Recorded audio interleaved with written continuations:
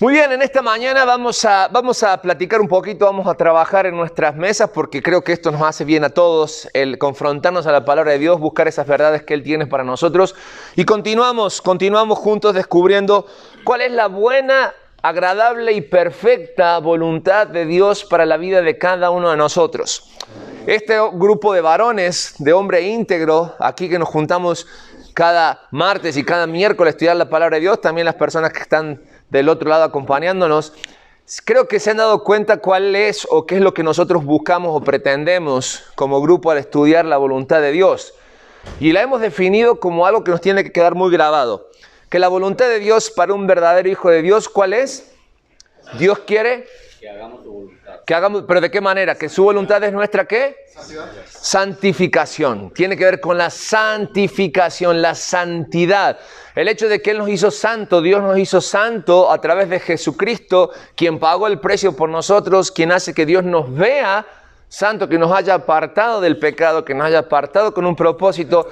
Pero claramente la Biblia dice que su voluntad para sus hijos es la santificación. Es decir, que cada día en nuestro proceder, cada momento, cada día de nuestras vidas, a la hora de elegir, nosotros elijamos lo correcto. Y lo correcto viene aquí, en su palabra. 66 libros que Él dejó escrito para que nosotros no dudemos. O si tenemos duda, vayamos a la palabra y encontremos cuál es su voluntad para nosotros.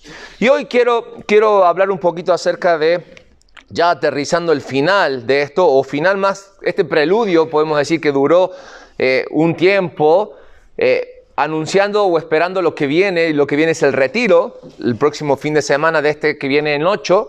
Entonces espero que todos ya hayan apartado su lugar. Sobre todo Mike se nos está estresando porque el hotel necesita que hagamos el apartado. Así que si hoy tienes, y los que están de otro lado si quieren venir, por favor comuníquese, dejen un mensaje aquí en las redes. Mike se conecta con ustedes. Pero tenemos una oportunidad de apuntar hacia lo que es importante. Y la palabra de Dios que dice que busquemos primero lo primero. Y lo primero es su reino. Y eso es lo que hemos apuntado a través de buscar la voluntad de Dios para nuestras vidas. Y hoy vamos a hablar de un tema interesante y vamos a buscar en la Biblia un par de personajes que nos van a enseñar acerca del costo o el precio que tiene vivir la voluntad de Dios. Somos como seres humanos, cuando nos gusta algo, aunque no esté a la venta, ¿qué es lo que preguntamos? ¿Cuánto vale?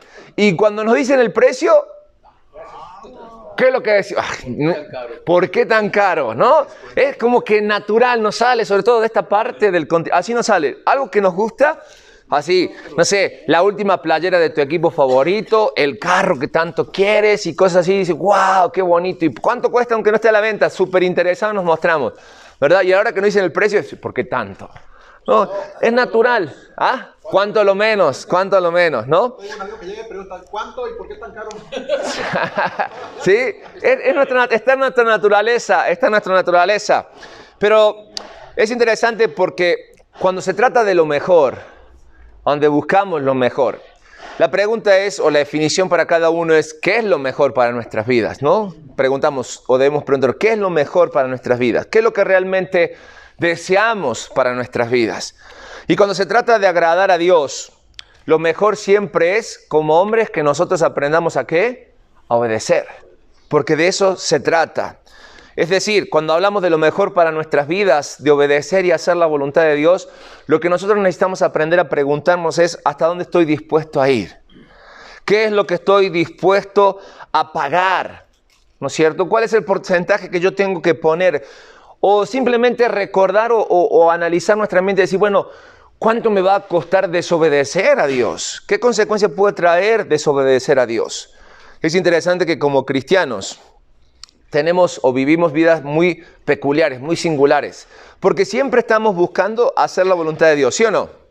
Nuestro deseo es hacer la voluntad de Dios, pero cuando la voluntad de Dios es revelada, parece que nuestra conducta sale y decimos lo mismo, ¿por qué tanto? ¿Por qué tan caro?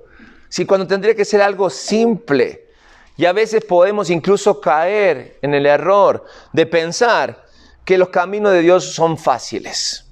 Y si algo hemos descubierto aquí, que hacer la voluntad de Dios y vivir la voluntad de Dios no tiene nada que ver con vivir una vida color de rosa, ni andar caminando sobre pétalos, sino que mantenerse en la voluntad de Dios cuesta. Cuesta, y cuesta de nuestro sacrificio, cuesta de nuestro esfuerzo, porque nos cuesta obediencia. Hacer lo correcto trae bendición, pero nadie nunca te puede decir que es fácil. Entonces hoy vamos a ver dos ejemplos en la palabra de Dios de dos personajes que, aún sabiendo cuál era la voluntad de Dios, tuvieron un precio que pagar. Y esos son el rey Saúl y Esteban, conocido como el primer mártir. ¿Por qué elegí dos personajes, uno del Antiguo Testamento y uno del Nuevo Testamento? Para que entendamos una cosa, hombres, que Dios es el mismo ayer y hoy. Y que las exigencias en el Antiguo Testamento es la misma en el Nuevo Testamento y es la misma hoy en nuestras vidas. Y que si nuestro deseo, el deseo de nuestro corazón está obedecer a Dios, obedecer implica cumplir la buena, perfecta y agradable voluntad de Dios, cueste lo que cueste. Muy bien, decíamos que estos dos personajes que mencionábamos, el rey Saúl y Esteban, la voluntad de Dios para ellos es clara, es manifiesta. Empecemos por el rey Saúl. El rey Saúl fue aquel hombre que Dios permitió, escogió para que fuese el primer rey en Israel. Incluso ante la negativa de Samuel. ¿Quién era Samuel? Samuel era el sacerdote, el que se encargaba de la parte espiritual, aquel hombre que estaba a cargo de traer las profecías de Dios al pueblo de Israel. Entonces, cuando ve la intención del pueblo y el hecho de que el pueblo era constante en querer ser como los demás pueblos y pide un rey, como que se enoja y se queja delante de Dios, y Dios le dice, Samuel, no te han desechado a ti, me han desechado a mí al pedir rey. Entonces ve y tienes que ungir a tal persona y elige a Saúl. Incluso le dice, Saúl lo hace secretamente, las tribus no sabían todavía. Al principio con Saúl todo fue miel sobre hojuelas, ¿no? Mientras Saúl, ahora rey, tenía la revelación de parte de Dios, él obedecía lo que Dios hacía. Sin embargo, a pesar de las victorias que él tuvo y demás, empezó a hacer cosas que no agradaron a Dios porque eran cosas que iban fuera de lo que Dios decía. Es decir, él empezó ¿a qué? A desobedecer. Su caída empieza en el capítulo 13 de 1 de Samuel. En aquel momento donde salen a la guerra contra los filisteos, pero de repente se ven como en una encrucijada. El pueblo empieza a abandonar, empieza el pueblo a tener miedo. Entonces Samuel les había dicho, no teman, yo voy a llegar en cierto punto, voy a ofrecer sacrificio y Dios va a darle victoria.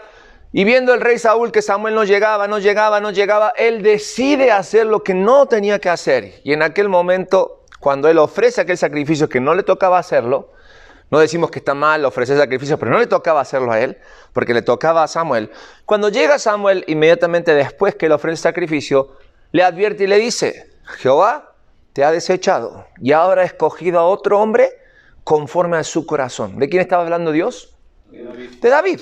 Samuel lo sabía. Desde aquel momento comenzaron los grandes problemas para Saúl. En lugar de arrepentirse, de pedir perdón, de retractarse, de buscar la reconciliación con Dios, él decide montarse en su soberbia y seguir adelante. Y llegamos al capítulo 15. Tiene una nueva oportunidad. Si bien ya sabemos que lo de Saúl va de mal en peor, la situación no tiene vuelta atrás. Dios ya había dictaminado acerca de Saúl. Todavía tiene una oportunidad. Capítulo 15. Llega, ¿con qué rey? Agag. Con Agag. Y Dios es claro, le dice, no tienes que dejar a nadie vivo, ni los animales. No tomes nada. Sin embargo, le perdonó la vida al rey y a lo mejor, dice, de los animales.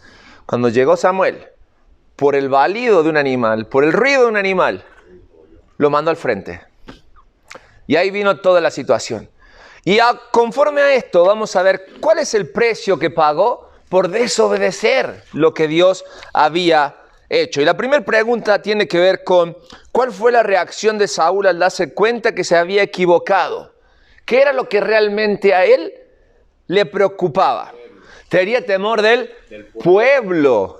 El temor de Saúl radicaba. ¿Están de acuerdo? Sí. Y en el versículo 30, ¿a quién más le temen? A los ancianos. A los ancianos. Es decir, que su preocupación estaba acerca de ¿qué? Del mundo. De su reputación. Sí. Él le importaba lo que los otros podían llegar a decir de él, cómo iba a quedar él ante el pueblo, cómo iba a quedar él ante las autoridades, dejando de lado el hecho de lo que Dios realmente quería con él. Porque ¿hay o no una actitud de arrepentimiento en Saúl cuando es confrontado por Samuel? No. Sí, pero un falso arrepentimiento. Porque él dice, me equivoqué, pequé. ¿Cuál hubiese sido lo correcto de parte de Saúl? Apartarse de esas y pedir perdón. La palabra de Dios claramente nos dice en Proverbios capítulo 28, versículo 13, que el que confiesa pecado y se aparta alcanza misericordia. Vemos que Saúl lo único que le interesaba era quedar bien ante el pueblo, ante los ancianos, y que su reputación se viera o no se viera manchada.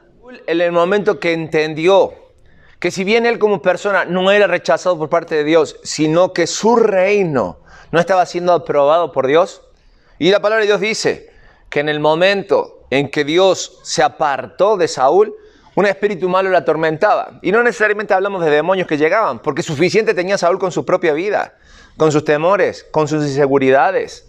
Empezó a ver enemigos donde no los había, y los verdaderos enemigos no los reconocía. Para colmo, la situación para Saúl se fue complicando, porque Dios continuó con lo que él tenía que hacer.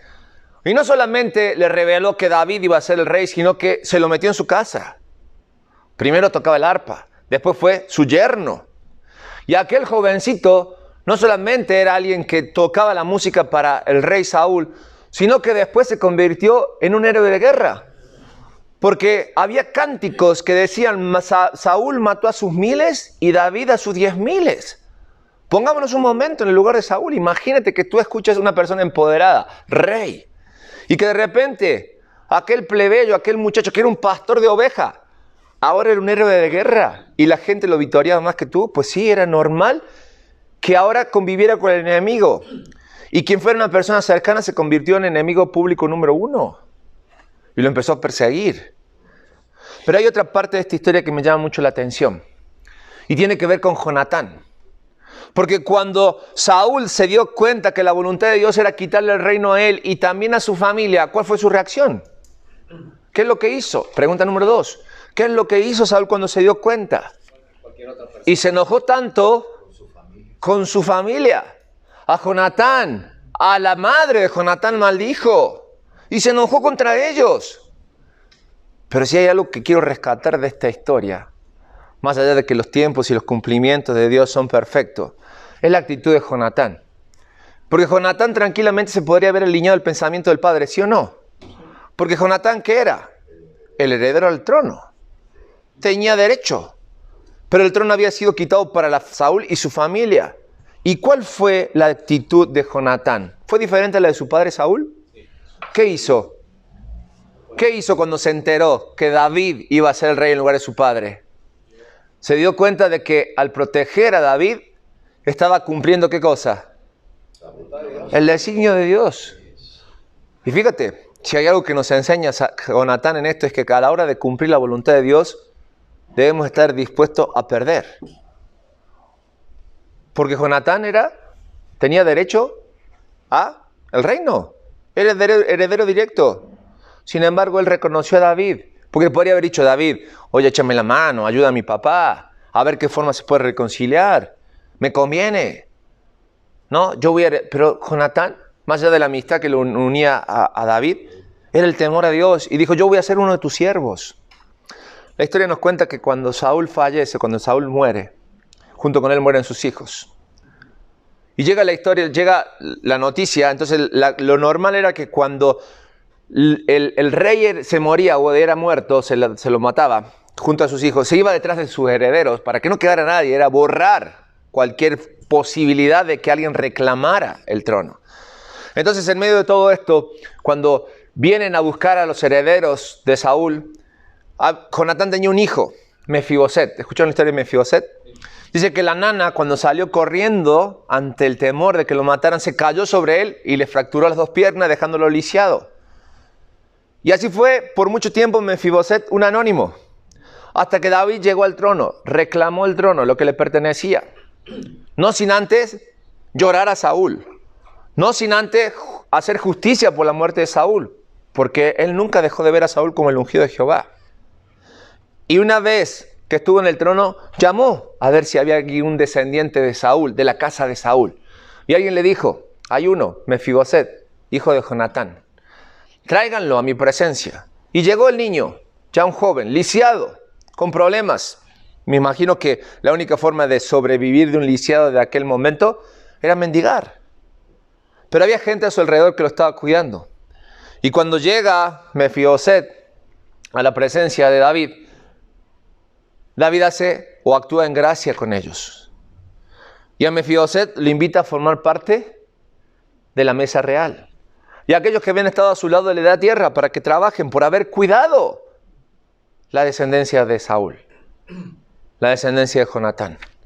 Y esta imagen es muy interesante, porque así como Jonatán estuvo dispuesto a renunciar, más allá de que viviera o muriera, la gracia y la misericordia de Dios no es deudora de nadie. Porque Mefiboset, aquel descendiente, ocupó un lugar que quizás no le pertenecía. Hizo que estuviera y dijo que desde ese entonces no faltó un heredero en la mesa del rey.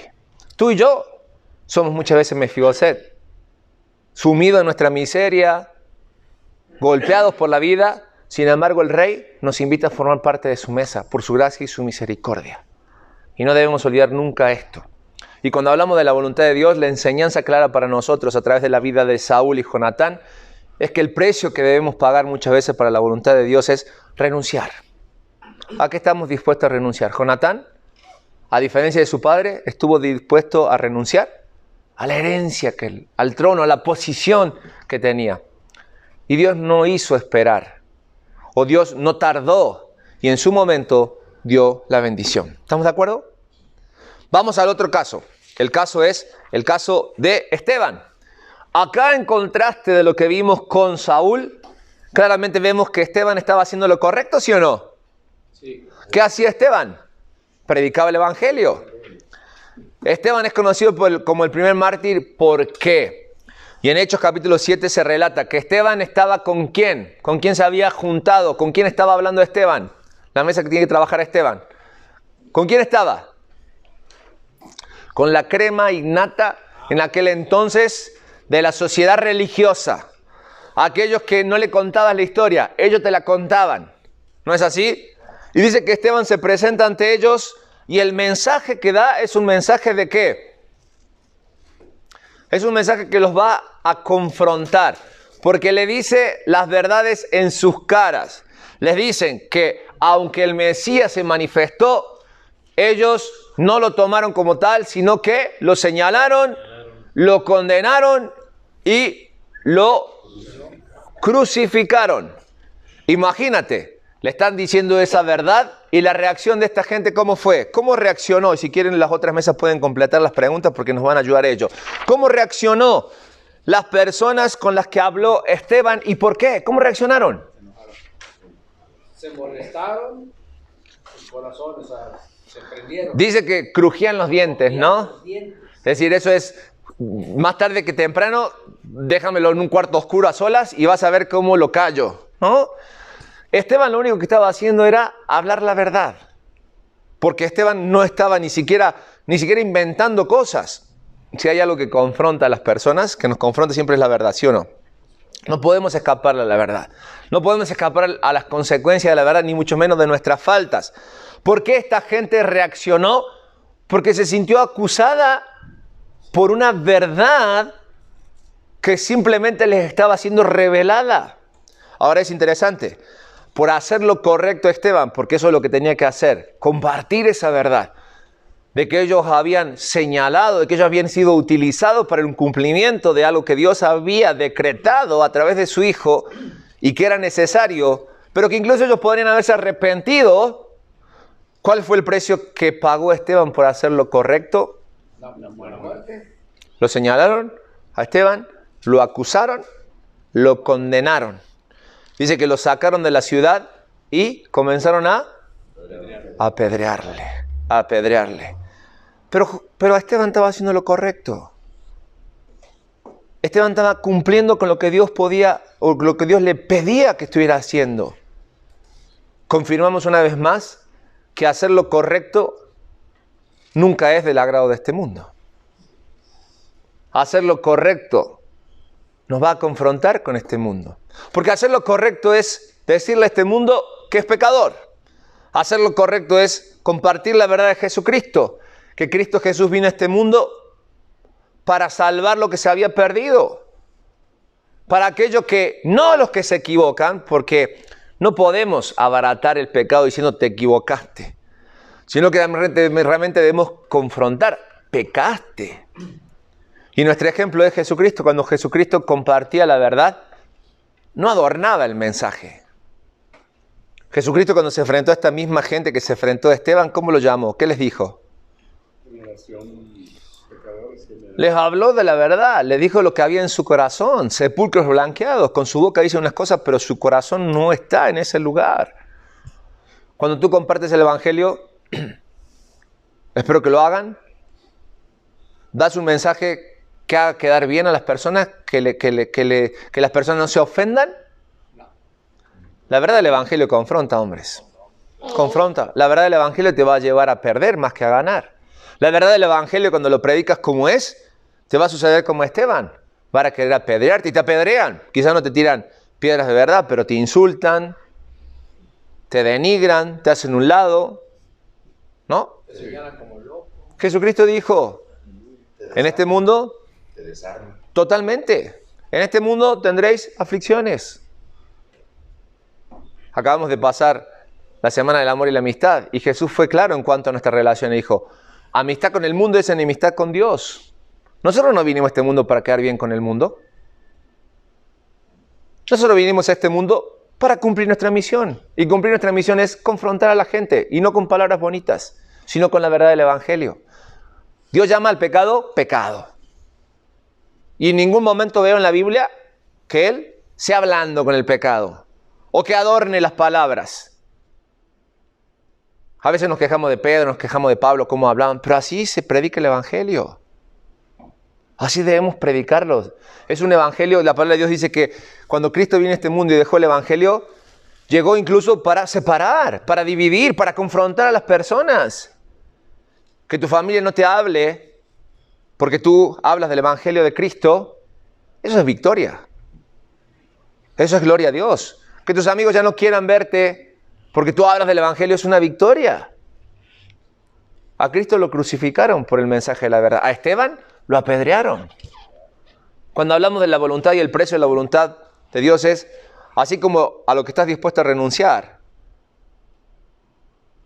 ¿Hasta dónde estás dispuesto a llegar o a sacrificar en tu vida por la voluntad de Dios? ¿Recibió alguna recompensa Esteban por lo que hizo? Aquí no. Humanamente podemos decir, no recibió nada, pura pedrada por hacer lo que era correcto. Sin embargo, el relato dice que en aquel momento en que Esteban estaba siendo apedreado, miró al cielo y ¿qué vio? Al Hijo de Dios. Los cielos se abrieron para Esteban y él vio la gloria. Él vio lo que venía. Él sabía que estaba haciendo lo correcto, aunque en ese momento nadie se hubiera arrepentido. Y me encanta la actitud de Esteban, porque en medio de recibir aquellos pedreazos que golpeaban su cuerpo y que era esperar nomás aquel golpe justo que le iba a quitar la vida, la actitud de Esteban, ¿cuál fue? En cuanto a la gente que lo apedreaba. Perdónalos. Perdónalos. Hasta el último aliento de su vida, él entendía que el propósito de su vida era compartir la verdad del Evangelio, aunque lo estuvieran negando. Creo que uno de los grandes problemas que vive la iglesia es la libertad. Y perdón que lo diga así. Porque la libertad hizo que nos sintiéramos tranquilos, que no nos sintiéramos comprometidos. La libertad hizo que nos sintiéramos cómodos, a tal punto que cuando fuimos puestos en peligro, nos escondimos, nos guardamos. Cuando el mundo más necesitaba, nosotros nos estábamos cuidando para lo que viene. Pero lo que viene no nos toca a nosotros. A nosotros nos toca día y noche, a tiempo y fuera de tiempo, compartir la verdad del Evangelio. Si realmente quieres la gloria de Dios, hay que estar dispuesto a pagar el precio. Solamente con estudiar la historia de la iglesia, te vas a dar cuenta que los hijos de Dios, los verdaderos hijos de Dios, siempre estuvieron en la brecha. La historia de la iglesia se escribió con sangre. Primero la de Cristo y después de aquellos que entendieron de lo que se trata el Evangelio. La verdad del Evangelio es para valientes. La verdad del Evangelio es para el que esté dispuesto a pagar el precio.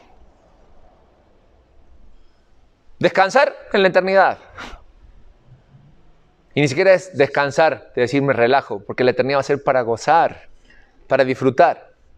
Pero disfrutar lo que nosotros estamos empezando haciendo hoy, aquí en este lugar. Porque yo no quiero pensar el día que seamos llamados a cuenta y que Dios nos pide, ¿y qué hiciste con los talentos que te di, con los dones que te di? ¿Cuál va a ser nuestra respuesta? No te olvides que amistad con el mundo es enemistad con Dios. Y Dios busca personas que estén dispuestos a pagar el precio. ¿Cuáles fueron las consecuencias de la obediencia de Esteban? La muerte. Pero también, capítulo 8 continúa y dice la historia que a través de esta muerte de Esteban, de su obediencia, comenzó a rodar Hechos, capítulo 1, versículo 8. Y me seréis testigo en Jerusalén, porque la muerte de Esteban explotó, ¿qué cosa? Que el evangelio empezara a moverse, que Dios había dicho que lo hicieran, pero no lo estaban haciendo. Y aquel joven que recibió la ropa de Esteban, conocido como ¿quién? Como Saulo, que consintió la muerte, dice que como que creció en aquel momento y empezó a perseguir a los cristianos. Capítulo 8, versículo 1 y 2, dice que los cristianos ahora empezaron a ser perseguidos, y donde iba un cristiano, iba la palabra de Dios. Hechos 1:8 se empieza a cumplir. Empieza en Jerusalén, sigue en Judea, llega a Samaria, y sigue el legado de Esteban. Porque un día llegará hasta el último de la tierra, y ahí va a ser cuando Cristo diga, es tiempo. Es tiempo. ¿Vale la pena? Vale la pena el sacrificio por Cristo. Todo comenzó con aquel mártir que estuvo dispuesto a hacer lo correcto aunque el precio fuera alto.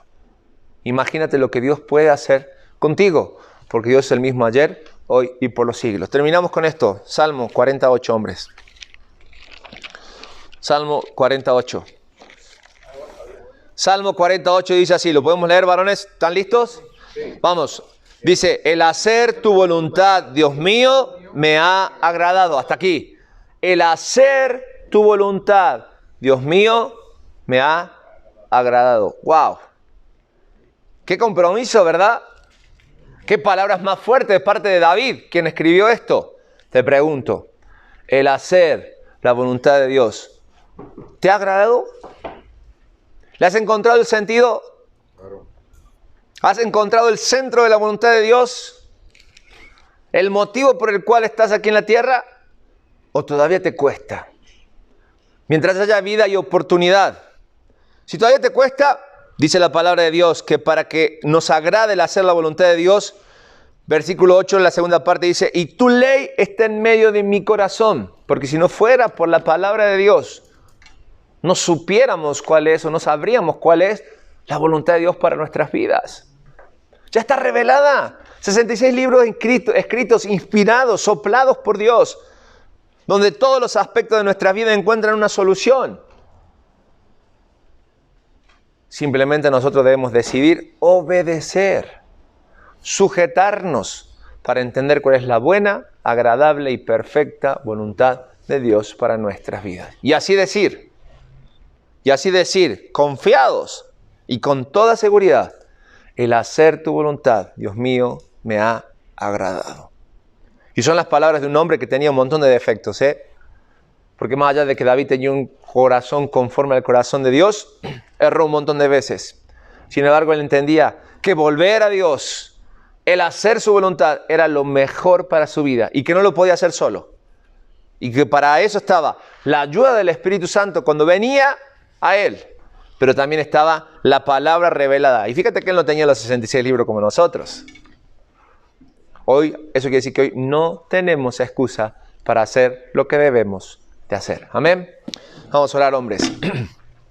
Gracias, Señor, por tu palabra. Gracias por los ejemplos que tú nos dejas en Saúl, en Jonatán, en Esteban. Hombres que tú has utilizado para enseñarnos, Señor. Historias que has dejado para que nosotros nos veamos reflejados en ellos y decidamos hacer lo correcto.